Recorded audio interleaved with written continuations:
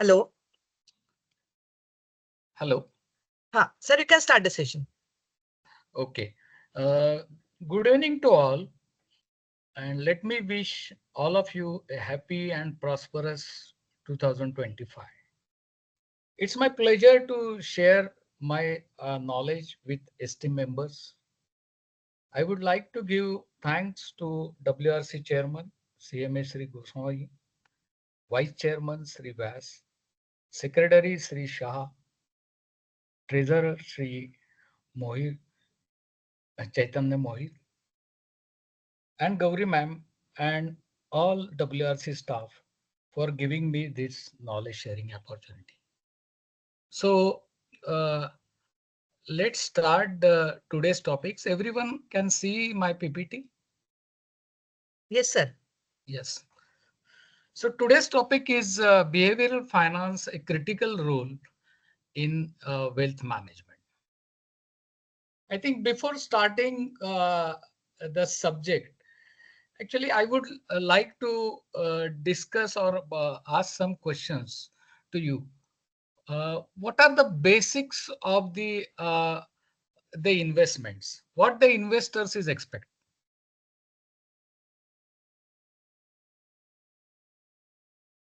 or what is the purpose of the investor?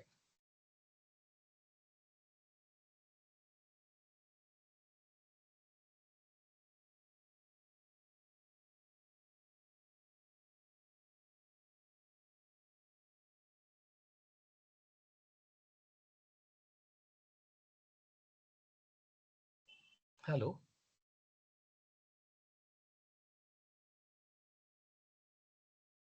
hello,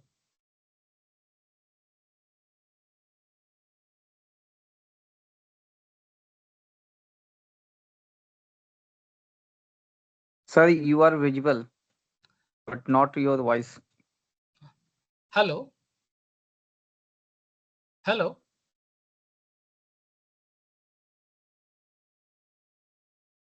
hello,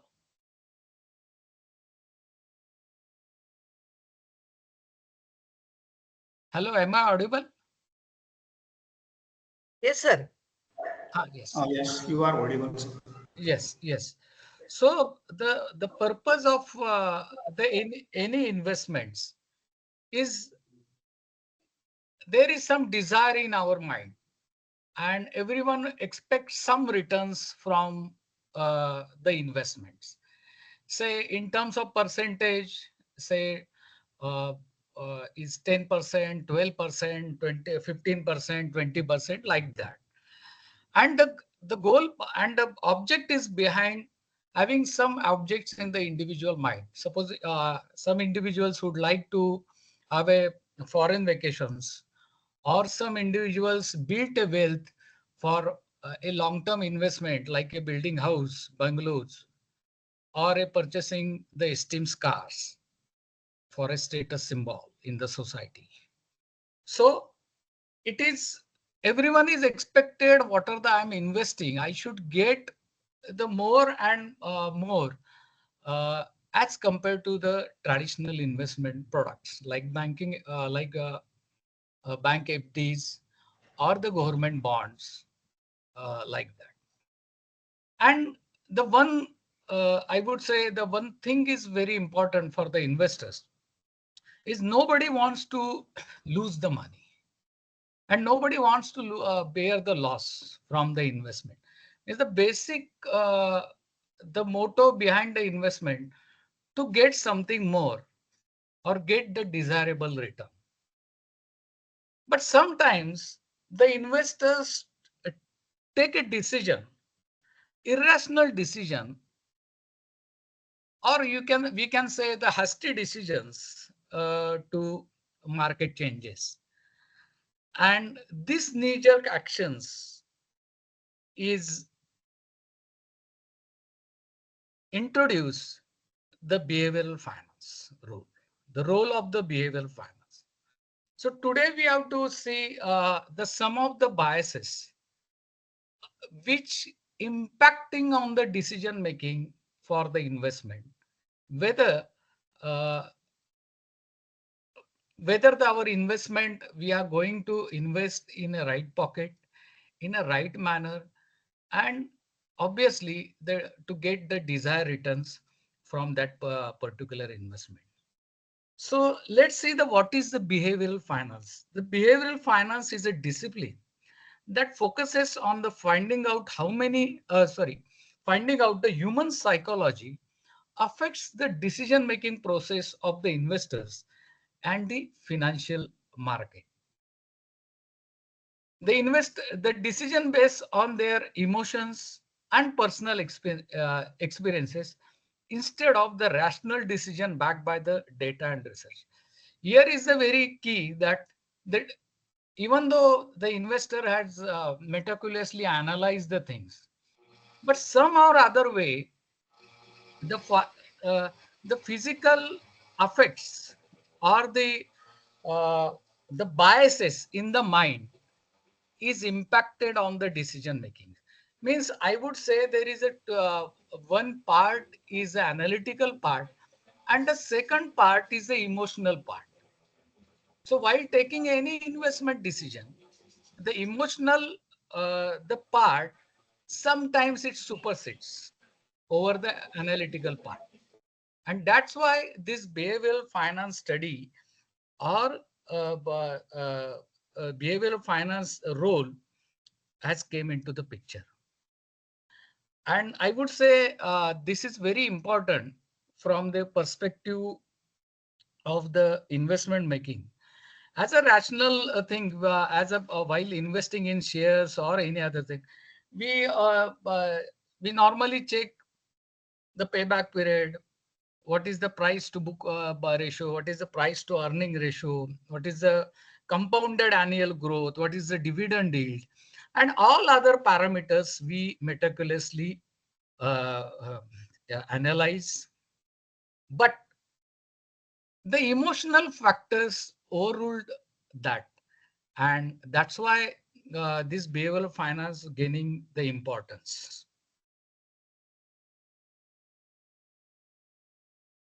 It supports behavioral finance is support to make the investment decisions. The process of the finding the suitable stock, buying at a right time and the selling at an appropriate time has been refined through over the periods. And as you know that presently there are the various analytical tool available uh, uh, in a for analyzing the stock market, even any investment. So data science is the advance, and so with the help of that, the investor get the appropriate the information for timely taking a decision, and it is boosted by artificial intelligence.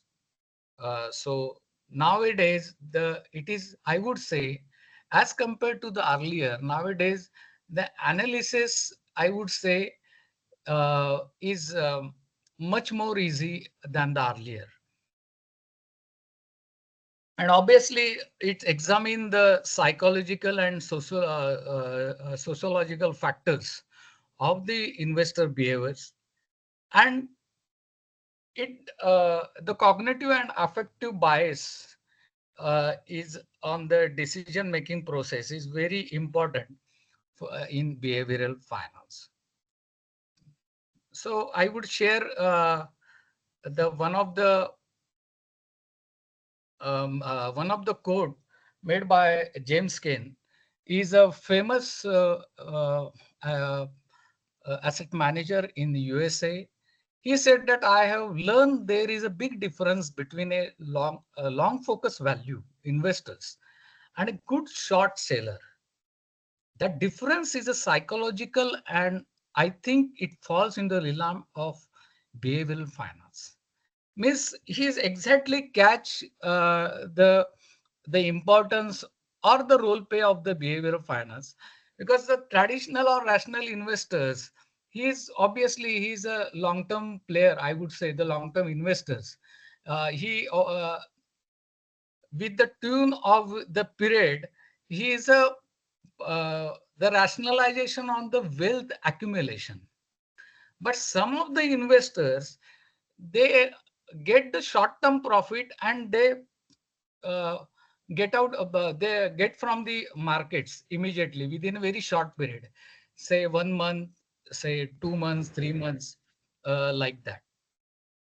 So I would say he has very precisely uh, quoted the behavioral finance uh, in his words.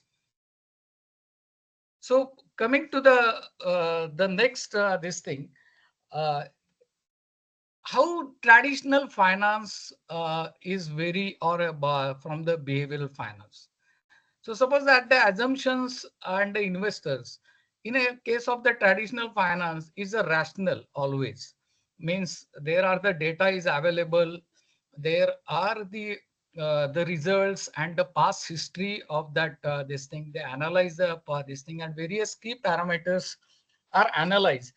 And while analyzing it is in a rational way or a methodical way, I would say, rather than in behavioral finance, there is no rational. It is influenced by the biases, emotions, and cognitive limitations.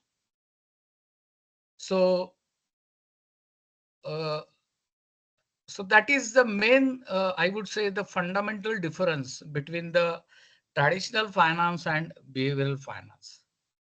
The second is the assumption about the say outcome, or you can say the market forces. Here that in traditional finance, we assume that the expected returns from the particular investment, means we assume the very positive and efficient this objective. Whereas it is in a behavioral finance, it is not always the efficient uh, or say positive, but it may be tend to uh, the other side of the market anomalies. So that is also one of the trigger in a behavioral finance with respect to traditional finance. The purpose is in case of the traditional finance, they provide the guidelines, the investors and decision making. There are the various parameters are set. What is the rate of return? What is the CAGR of that particular company? Then what is the PE ratio? What is the dividend yield ratio? What is the debt equity ratio? And all other important ratio. And here is the investors are actually make the decisions actually. Means there is no such this thing, because suppose he is in a risk averse investors. So he would expect the minimum return and he gives the more weightage to the security of the investment or the protection of the uh, investment rather than the expected the higher returns from that desired investment. Here in traditional finance, the more focus on the mathematical and the statistical analysis and the uh, data-driven things uh, in the traditional finance. Whereas in behavioral finance, the psychology and the behavioral economics plays the very important role while making the investment decision. Obviously the traditional finance having the history, and I would say this is a very newer and dynamic field uh, which uh, which plays a very crucial role while making a decision. So let's see what are the biases which influence the decision making of the uh, uh, investment decision making process. One is a cognitive bias, and under the cognitive bias, the belief biases, and the information processing biases. Uh, these two categories are under the cognitive biases, and under the if you see that there is a some of the biases are very common, that is anchoring, this mental accounting, and then self-attribution, then representativeness, conservation. Whereas under the emotional biases, there is a loss aversion, overconfidence, self-control, status quo, endowment, and regret aversion are under the emotional biases.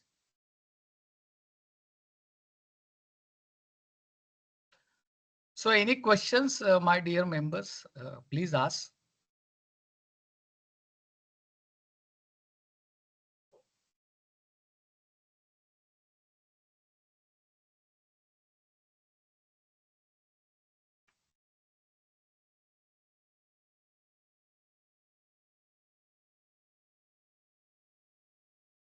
So there is a categorical cognitive biases, or you can say uh,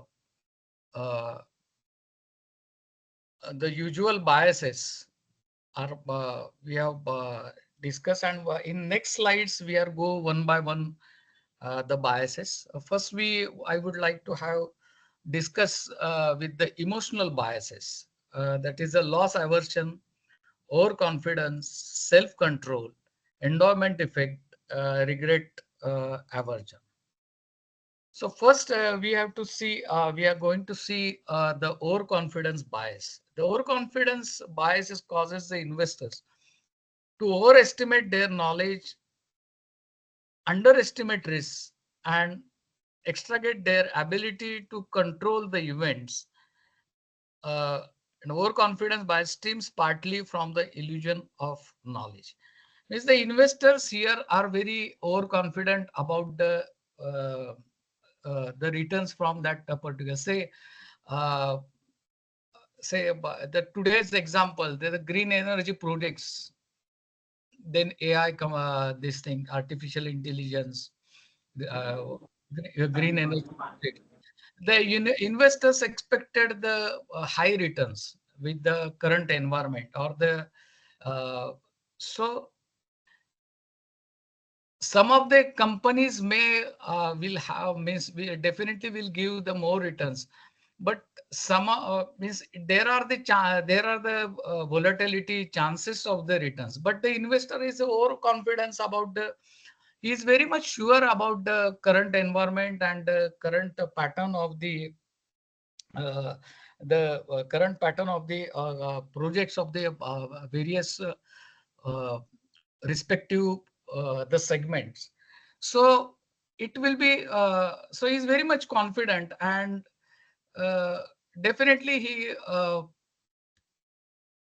invested with this uh, this belief ki, yes, I am getting, I am sure I will get the desired returns, and something he expected the more than that. So that overconfidence is also plays a big role while making a uh, investment decision. The second I would discuss with you, that is the loss aversion bias. Actually, this is very interesting bias. Uh, the conservative investors are giving more emphasis on this loss aversion bias. Say, I would like to state one example, that there is a two options. Option one is a gain of 800 rupees with a probability of the 50%. And option B, I will get sure gain of 400 rupees. So this particular segment of investors, or these biases, they picked the option B because they do not want to have a loss, or they do not want to carry the risk. So they are very much happy, or this thing, yes, I will get 400 rupees. Yes, I'm more satisfied, and I will invest in option B. The same example, if you this thing, the option one means instead of gain, suppose if you put a loss, a loss of 800 rupees with a probability of the 50%. And option B, it is a sure loss of 400 rupees. Then here it plays the role, the conservative role, the risk aversion role, or the minimum expectations of the returns, and do not want to take a more risk, then he obviously pick one. So if we see these two examples, the approach or the thinking of the investors are more on the side of the security, uh, uh, then protection of their investor, and he do not want to lose any single paisa or any single money from his pocket. He always try to retain his money, retain his investment, even though investment is giving a low return as prevailing in the market. Say suppose the sum of the these other investments are getting say 12% return, and this would be say 8%. He is satisfied with the 8% return. So this loss aversion tendency is avoid the realizing loss and avoid the pain from the loss psychologically is twice as powerful the pleasure of gaining. Means he's is a tend to the mind in his mind. Yes, I should not I will not get any, I should not suffer any loss, even though sometimes the investor will be getting a more returns or double returns after the certain times. I think these biases, they are this overconfidence and loss aversion bias. This has been studied uh, by the JP Morgan, and as you know, the JP Morgan is a multinational bank and financial providing the financial services. Their assets is around 2.35 trillion dollars. They operates in more than 60 countries, and they have this behavioral finance they implemented in 1992. And precisely they studied these two biases, overconfidence and loss aversion.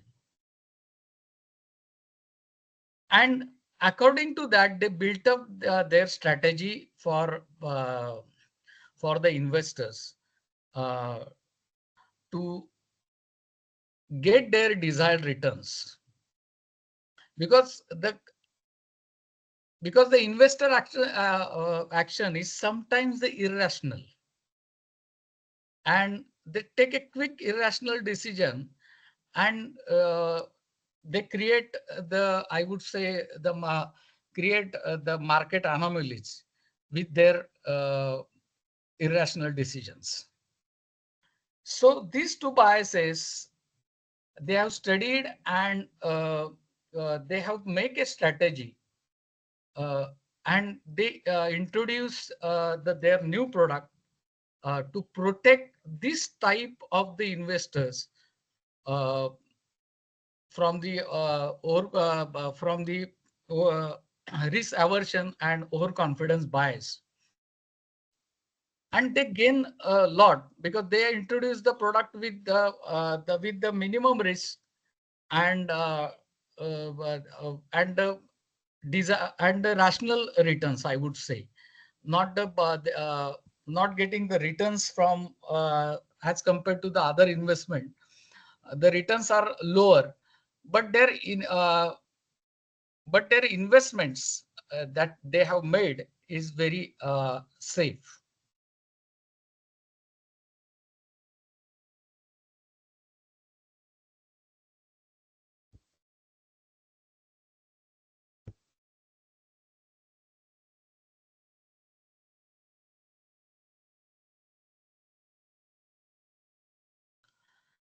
Then there is another bias, that is a mental accounting bias.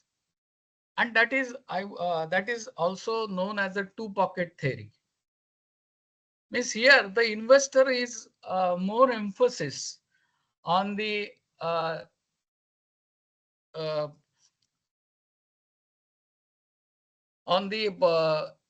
uh, he's more emphasis on the different source of the income, that he's secured the one source of the income at a very conservative this thing, and the second source, it will be he would be investing on a speculative way. So I would say there is a some of the investments he invested with a very conservative approach and with the very low rates of return. But the some of the investment is made with a on a speculative ground. So this type also plays a very important role. This bias is also plays a very important role while making the decision. Uh, while making a decision to the from the investors. So this also one of the bias is plays the major role. The second is the familiarity bias. It more or less there is a the firm bias that uh, the investors are investing in a some of the group, some of the segments or a particular segments, even though that segment is not performing well and giving the low returns as compared to the other. Say for example, say in USA, the most of the US citizens are investing in their local companies only, as well as in our country also we prefer uh, we are we are more investing in our local companies, and you can say the domestic companies. So there is a this familiarity bias is also plays a very important role. And the fantastic example is the recent Bajaj Housing Finance IPO is subscribed over 3 lakhs crore subscription. It is a pure, this is a classic example of the familiarity bias. And the investors are very believe on this group. Whatever the our invested, it will not be, it will definitely give the desired and more returns. And our investments are very much safe. And prior to Bajaj, I think I would say the Coal India crossed 2 lakh crore, Coal India and Mudra Port. So these types of bias, means this familiarity bias plays a very important role. When there is a reputed the business house, they invest, they float the IPO, definitely it will have the greater response and positive response from the investors. And investors have that confidence. Yes, my definitely my money would be what are the investment which we have made, definitely I will get a fantastic returns. So this is also a great example for the familiarity bias. Then risk aversion bias is also the similar bias with the risk what we have discussed. Then the herding effect. This when the group of investors, they ignore their own analysis and they taken a decision uh, instead of the own analysis, they taken a decision on the basis of the analysis made by the or decision made by the other investors. That is also happen because if suppose if you say that the group of people say yes, even though we prepared or we bid analysis for a particular investment, but some of them says that, oh, no, I am very much confident that this investment or this share would get a more returns. So this bias is also plays a very important role while making the investment decision.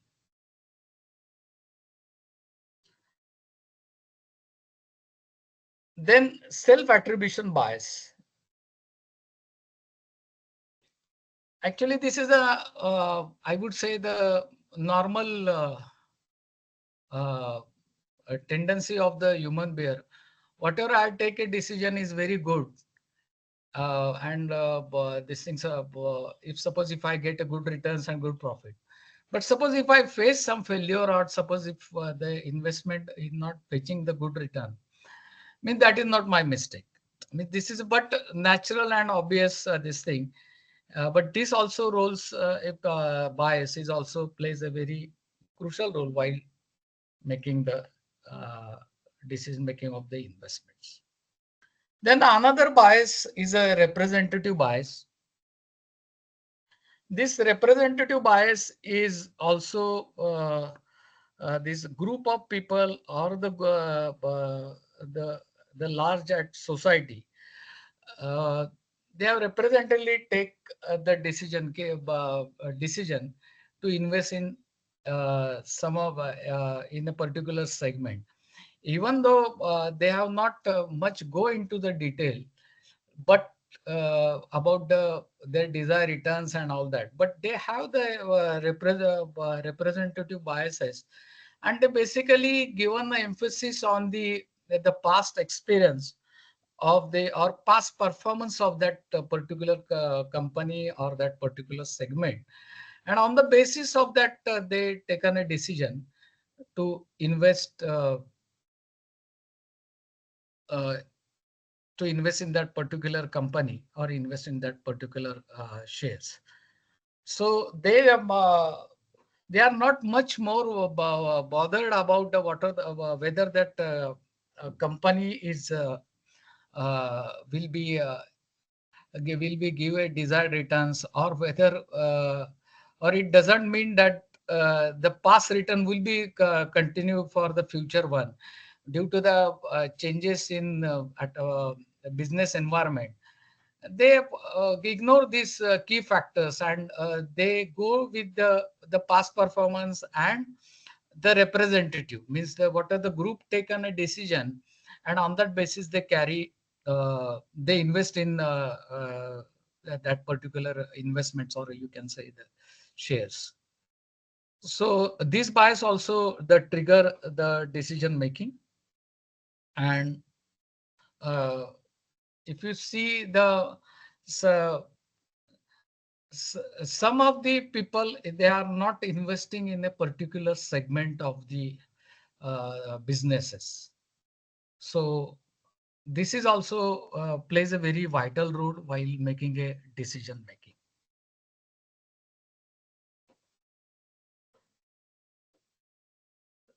Then obviously the negativity bias, that is a human tendency to give more emphasis on the negativity, and very less emphasis to the positivity of the this thing.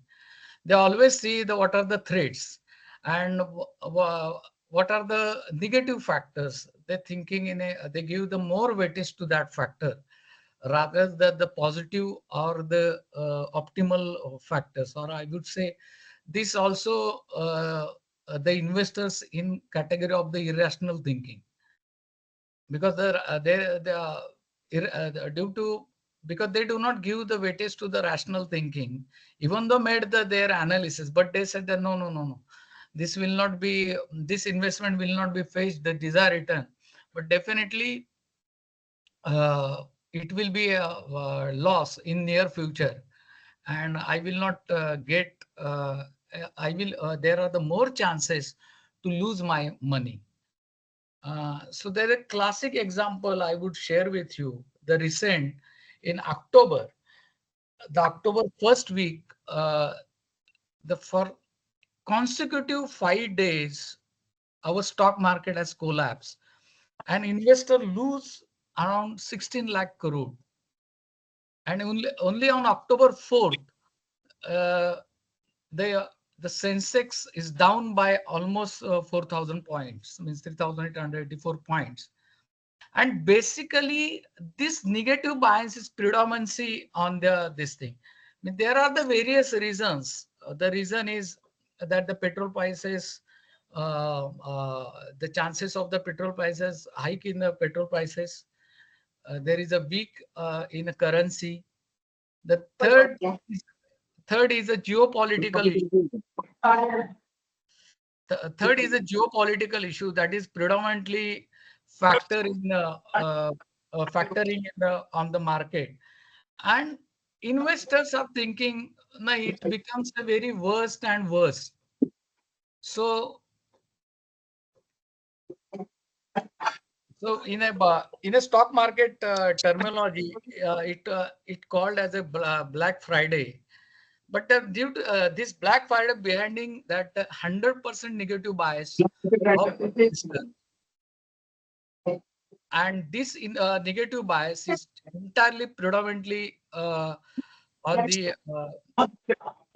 the mount of I would say on the stock exchange, and the investor lose 16 lakh crore.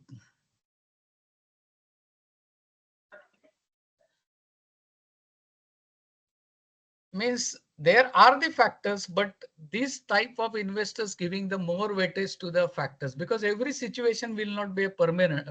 That is a rational this thing, because situation change, environment is also change time to time, and according to the environment, the decisions is also decisions will definitely change. But that factor, these types of the investors are totally ignored, and they give the weightage on the worst is coming, and worst is all will also come. So these type of investors are I would say uh, the kill the market, and they I think they unstable the market. I would say what is the stability of the market is changed due to the negative biases. Then another interesting thing I would like to discuss, means I would like to share with you, that is a flipping. The flipping is refer that you hold the asset for a short time, and with the intent of selling with a quick profit, rather than to hold for a long time. And this flipping is used in share market, in especially in IPO, and as well as the real estate segment. So holding asset for a very short time and sell it at suppose the investor get a desired returns, he immediately sell that asset within a very short period, rather than the retain the assets for a longer term, because they give the more weightage for the quick gain, and they do not want to the wealth accumulation principles over the periods. And they are, I would say, this is also sometimes the irrational behavior of the investors.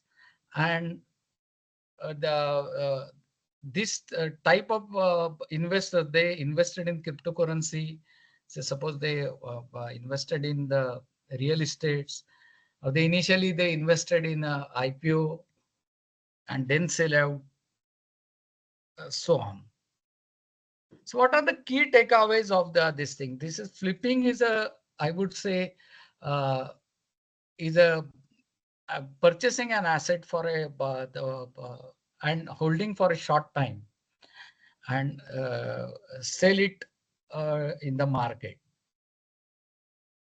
And most of the this behavior is we would find in real estates and IPOs.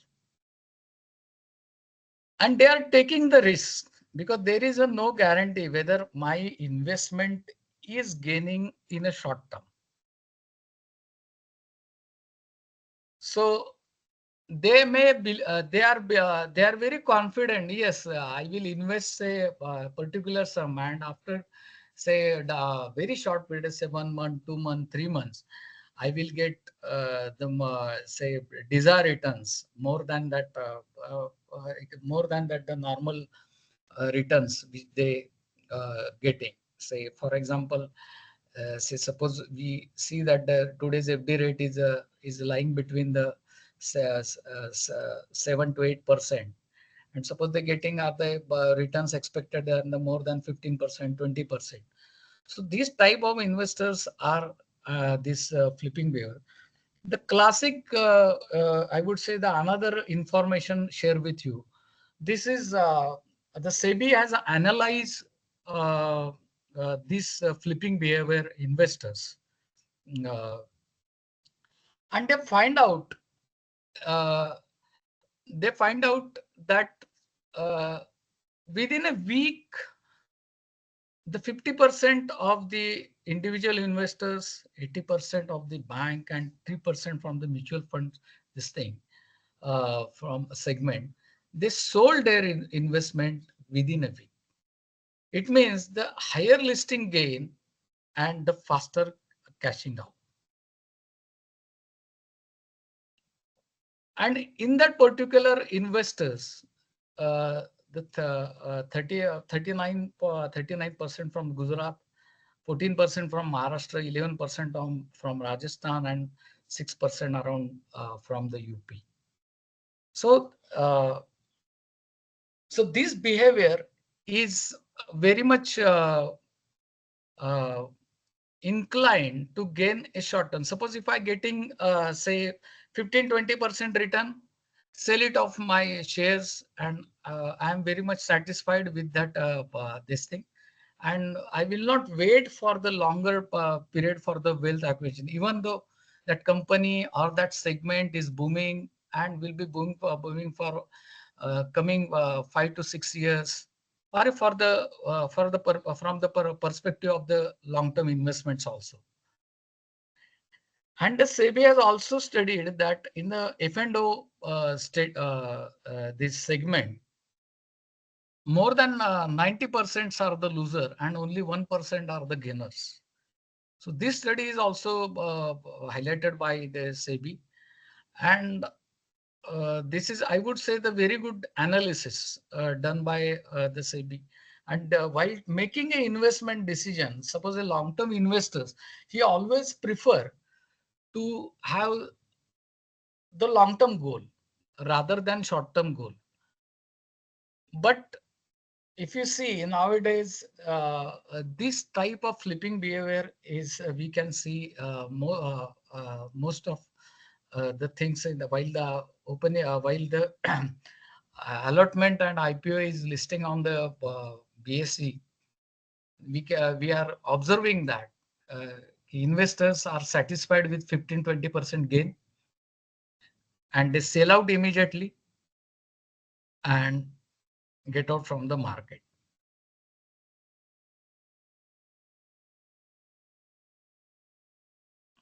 So what are the highlights of this case study? Is the individual investors 50%, banks are 80%, and mutual funds 3% investors. They sold a share within a week from the listing date. And the mantra is a higher listing date, faster cashing out. And their desired rate of return is 15 to 20%. If I get that, and this study, almost 68% of the individual has sold their share within a week.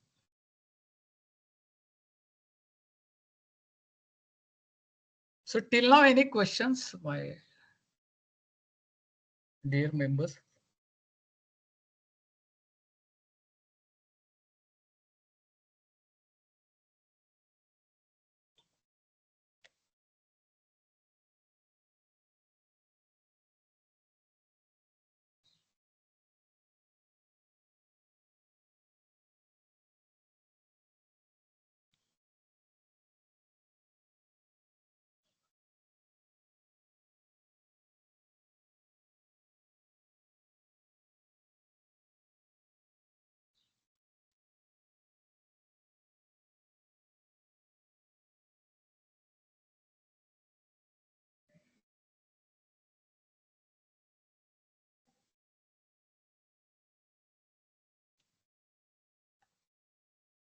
So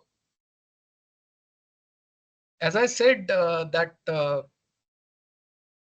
flipping behavior is predominantly is for the short-term investors, and they do not have that patience to continue the investment for a long time, and they do not have that object, that the wealth creation, this thing. They are more focusing. Webinar unde and book phone wal.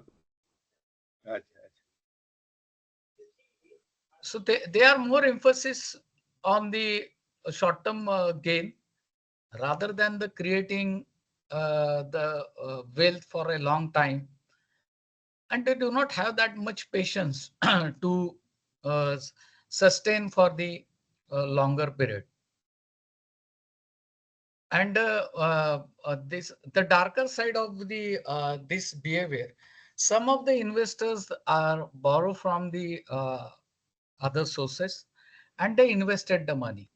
But if the chances are at the other side, the negative side, suppose there is a loss in the listing gain, loss in the listing of shares that day, or say for another say week or less than month, the share is trailing and trailing and trailing. That situation is very much cumbersome, or very very much difficult to put the investors to manage their cash flow. So this is, I would say, the risky behavior always.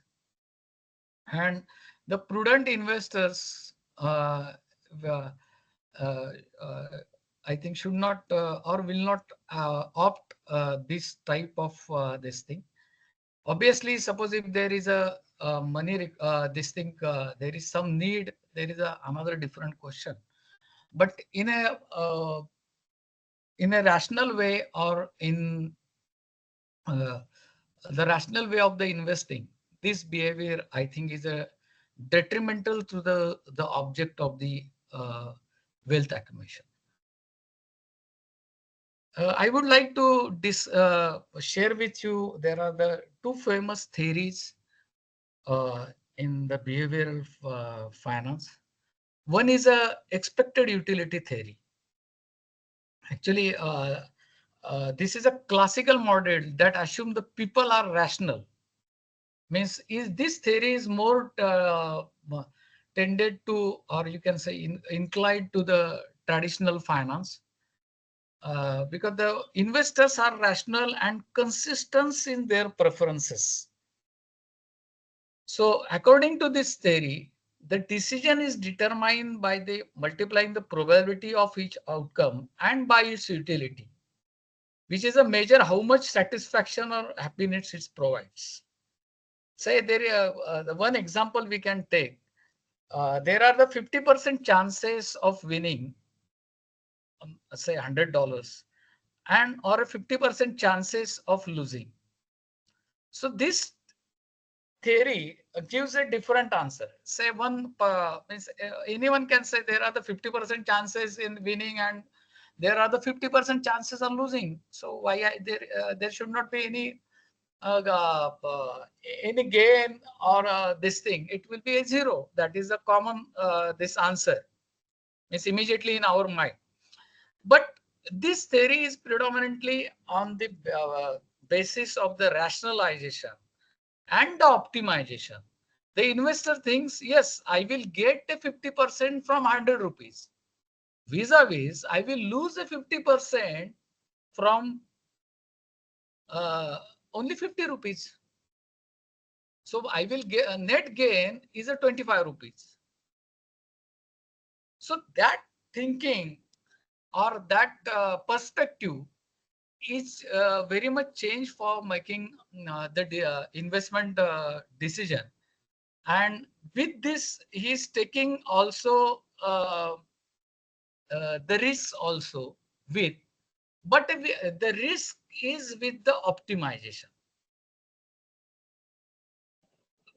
So this theory is plays the vital role for the optimum investors. Means investor is always optimum. that I will get something. I will not lose something. So this is a classic example. There are the winning chances of 50% winning and 50% losing. One can say, yes, there will not be anything. Why I should invest?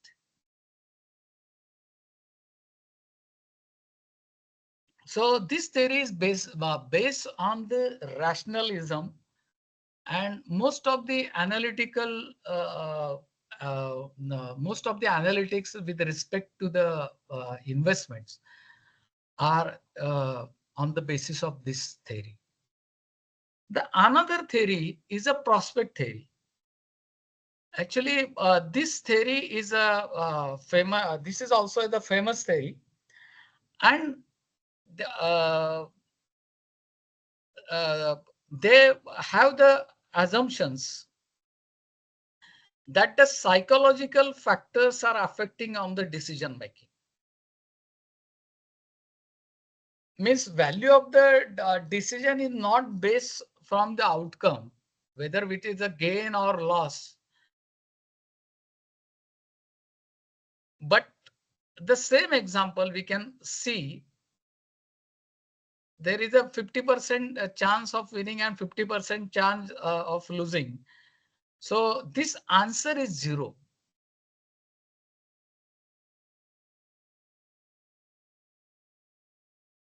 Because this theory is purely on the more emotional or sensitive to the losses than to the gain. Means investors is emphasis to protect their losses or to minimize their losses rather than gain. So here there is a negative bias comes. The investor is always see that yes, no, it's okay. I will not gain anything, but I'm not going to lose anything. So the same example with a different thinking pattern.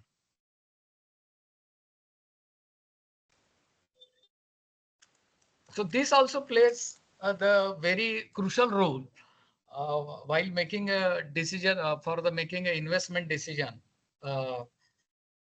This thing, because here the more emphasis is given, means investors are very much sensitive about the losses. And they always estimate the low probabilities. Yes, I will not get the returns, desired returns, or something negative bias is their mind. And they even ignored the positive factors of that particular investments. So this expected utility theory and prospect theory, I would say there are the two opposite theories. One is given the emphasis on the optimism. The other is given the emphasis on the negativity, even though if their investors investment will face the good returns in the future. So this would be the contradictory this thing, and these psychological factors are very crucial for making the investment decision.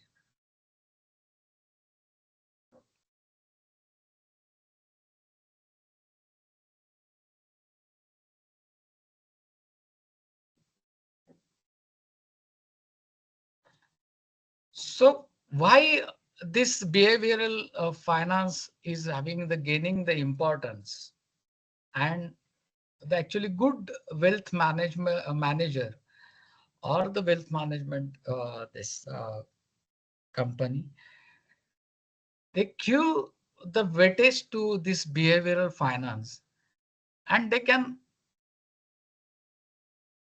they have the combination of the traditional finance and behavioral finance to gain the ultimate to the gain of the investors at a maximum level.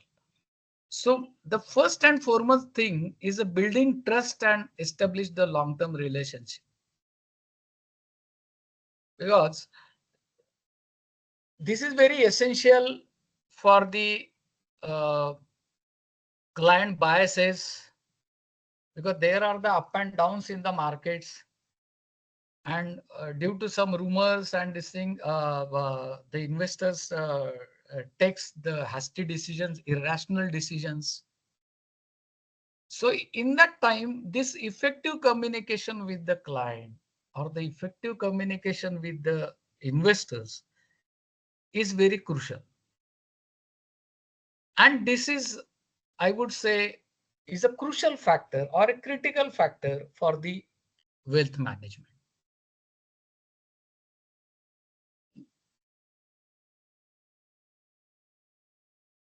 And they more focus on the individual risk profile. Means obviously the risk appetite or the risk capacity of every individual is different. And according to this, set their goals, and they give also the more weightage to the psychological comfort levels, or we can say in terms of behavioral finance, that is, they give the importance to the biases.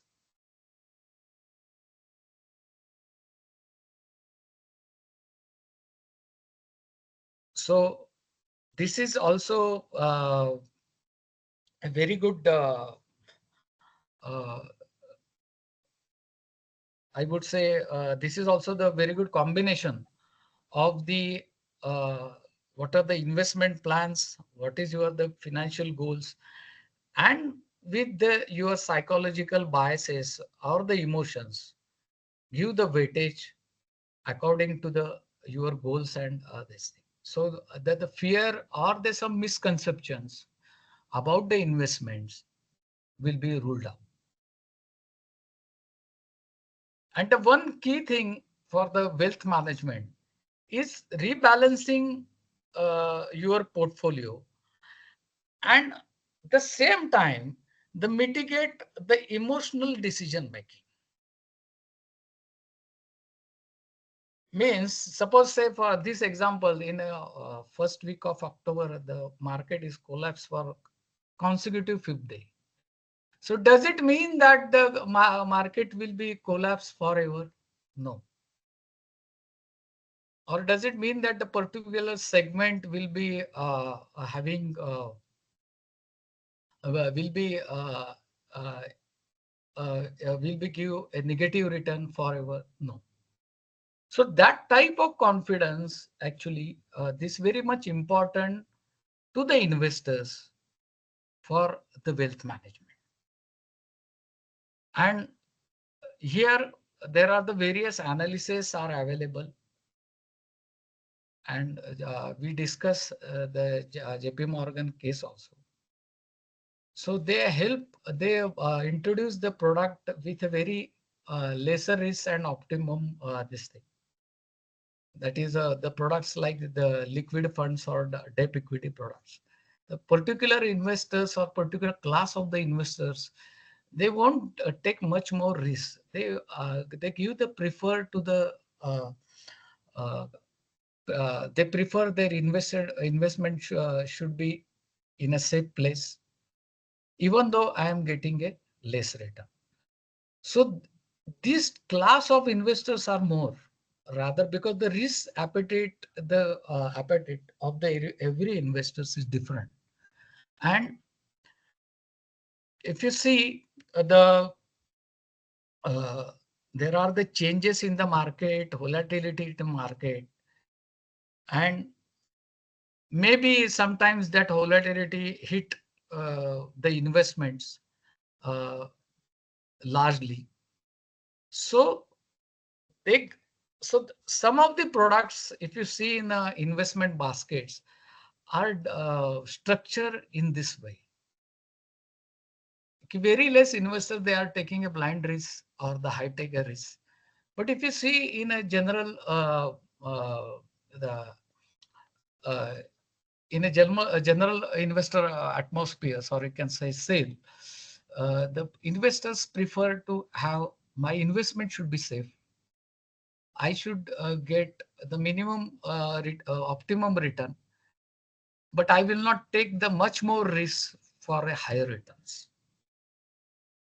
So, and the rebalancing of the portfolio time to time is very much important for the wealth creation.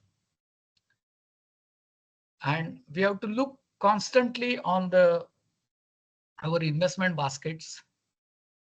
And we have to see that, yes, we have to reallocate some of the investments after periodical, say 2 years, 3 years, 5 years. So we have to change that change in our investment basket. So we will fetch the more return. And the good wealth manager or good wealth advisor, you always suggest that. Because all eggs should not be in one basket. So this is also very much important for the investment wealth creation. And at a conclusion of this behavioral finance, which is a critical role in wealth management, the psychological factors that also obviously influence the investment decisions. But the advisors, they have to give the more emphasis uh,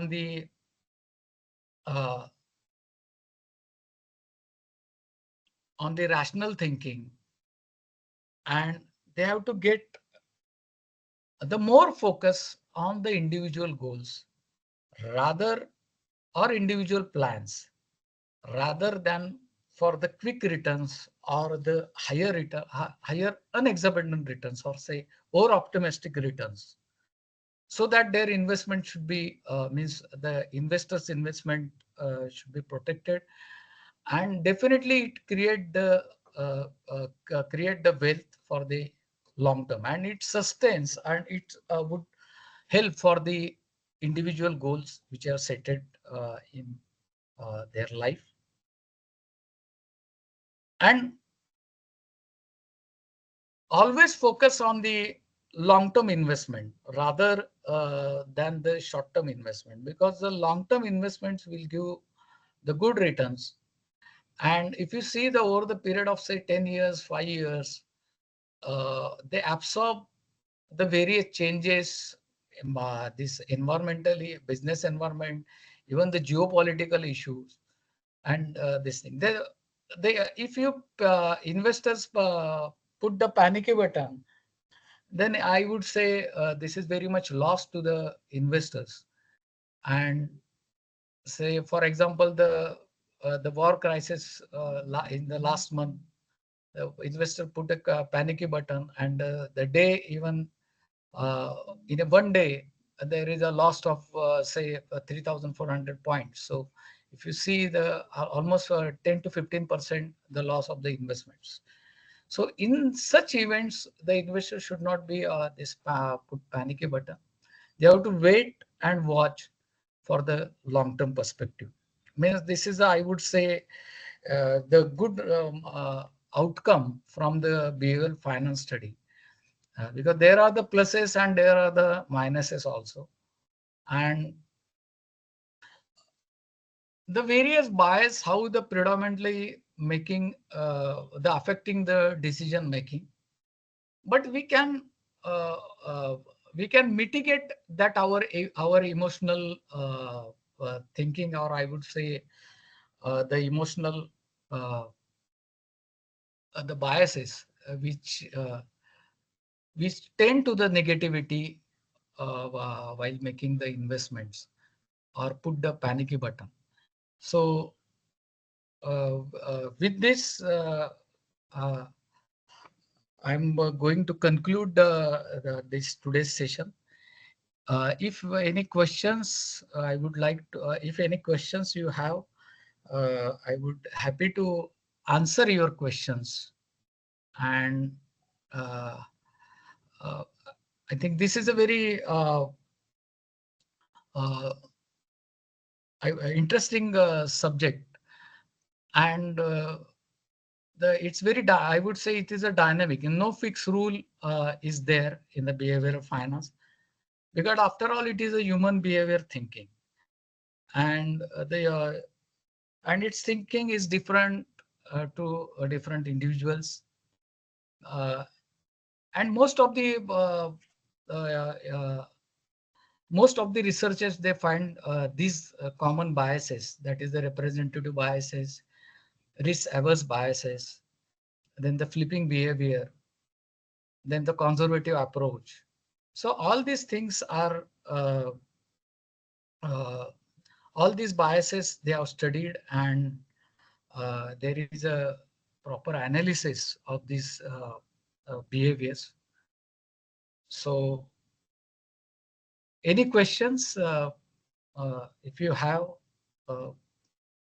I would like to happy to give the answer.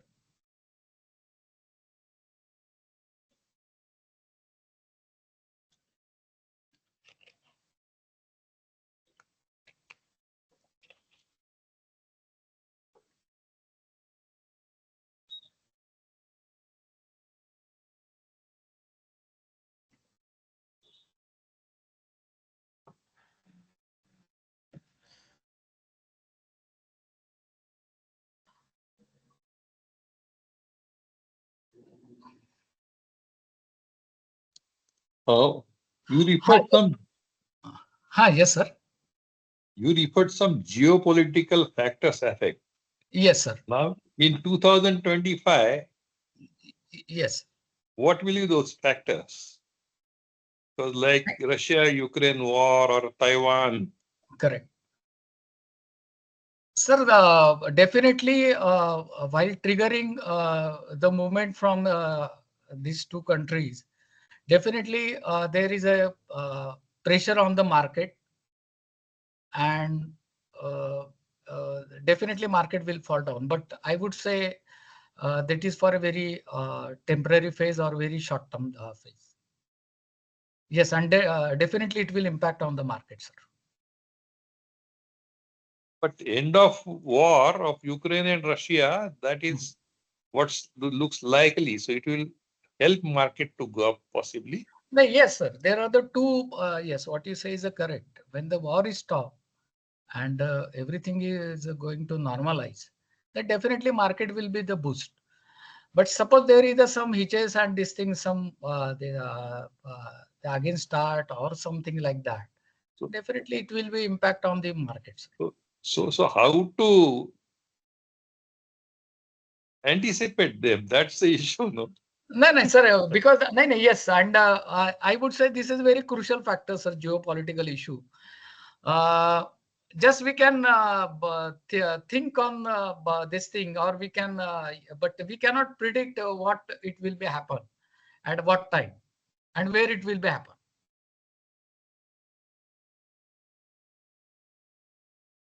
Yes, there is uncertainty, sir.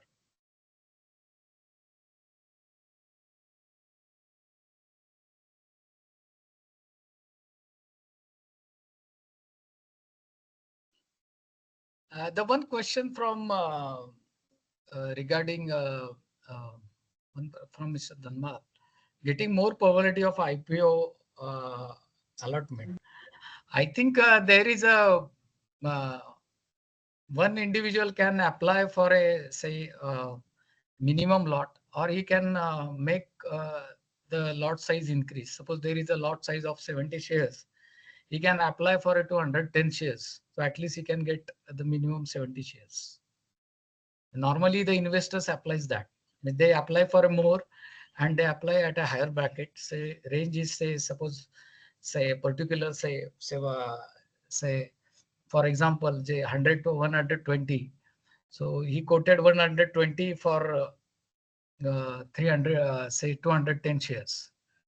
So that some practice the investors can apply, or some of the investors can apply for that only. So, and there is a individual investors quota. So the retail investors are getting more chances than the other as compared to the other group of investors.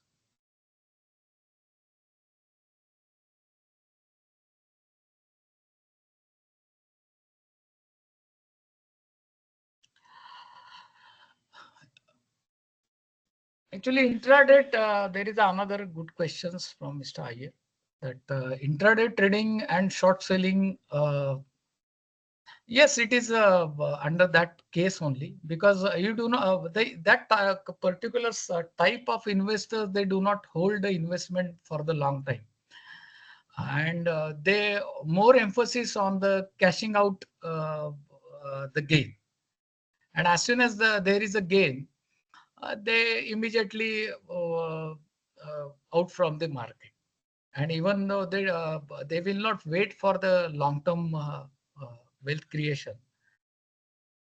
So that is there, I would say that is a flipping behavior.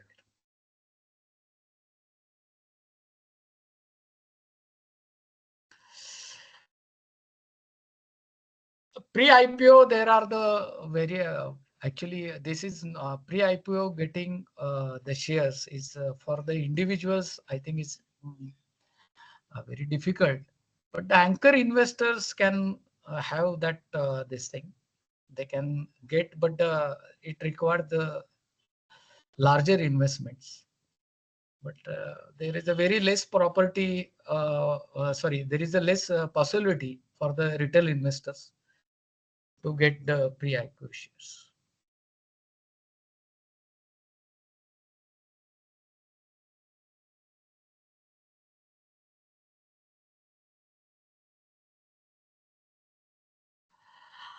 There is another questions from the CMA Anand Kumar.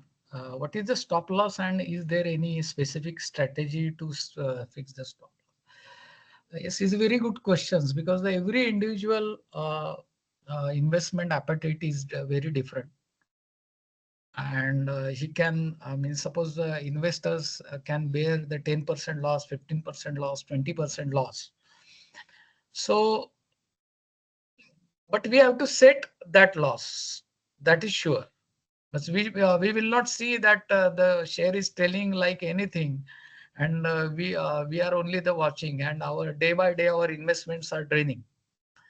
So in that situation, the stop loss is actually is a good strategy to move out from the market.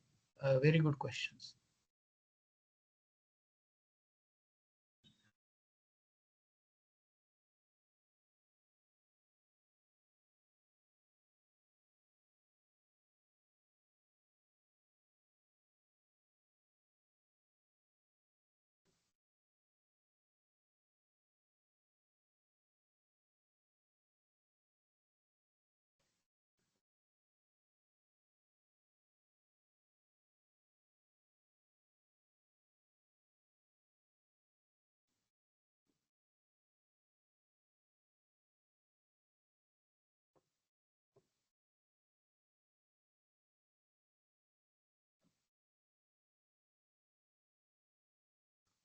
Any questions, please, or any comment on today's sessions?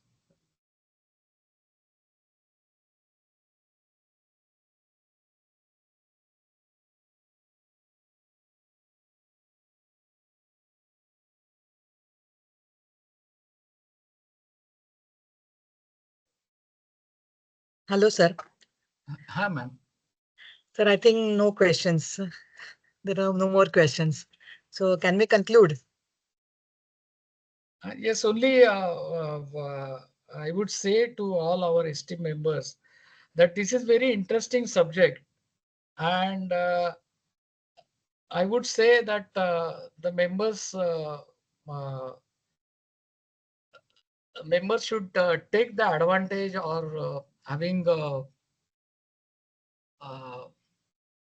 get into this the I would say this vertical, because the means cost and management accountants are very less in this investment sector. So I would say this is a very good opportunity for the for our esteemed members.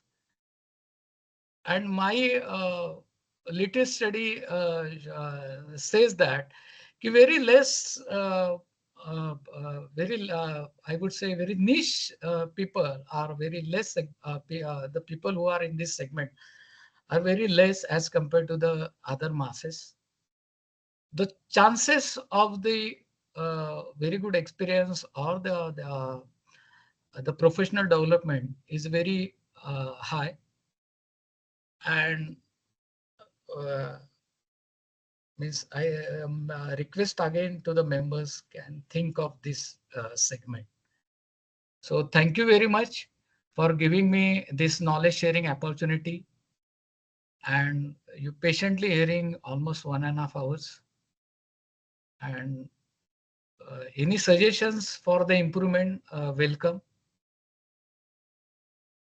And Good evening, sir. yes. Sir, can you suggest some reading materials for this behavior of finance? Yes, I will. You give me your this thing. I will definitely share with the books, and there are some research papers also there. You can. Now I will show.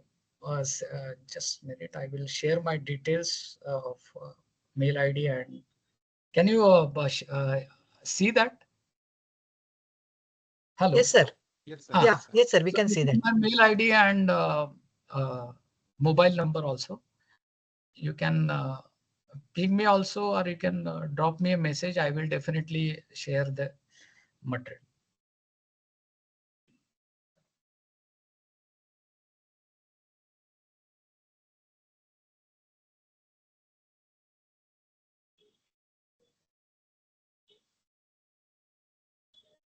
Thank you, sir.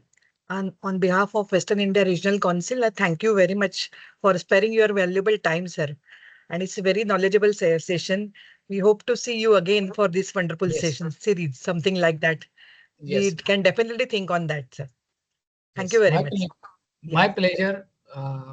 Good You evening do to all. share your PPT with us, so if Yes, somebody sure, wants, we ma'am. can share with them. Yes, ma'am. Yes, yes, Okay. yes, Thank you, yes. sir. Thank you. Thank you. Thank Yeah. you. Good evening. Yeah, Thank you. officially conclude the meeting, sir. Yeah. Okay, sir. Okay. Okay. Thank you. Okay. Thank you, all members. Thank you.